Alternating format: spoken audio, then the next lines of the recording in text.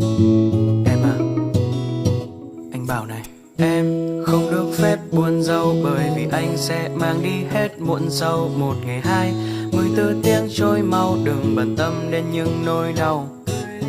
Em không được phép lạnh lùng, bên cạnh anh đã quên giây phút thẹn thùng. Em nhìn anh bằng đôi mắt long lanh, đêm về mang tương tư vây quanh. Anh say mát môi lúc em cười, phải đôi bấy nhiêu lấy một phút bên người. Dù rằng đông sang xuân tàn, hạ đón lá thu vàng, thì anh vẫn yêu mai một người. Ngày đêm sớm khuya vẫn tròn kiếp không rời. Đừng lo lắng, anh mãi cạnh bên, dù cho lắm bao dòng kéo đến em ơi.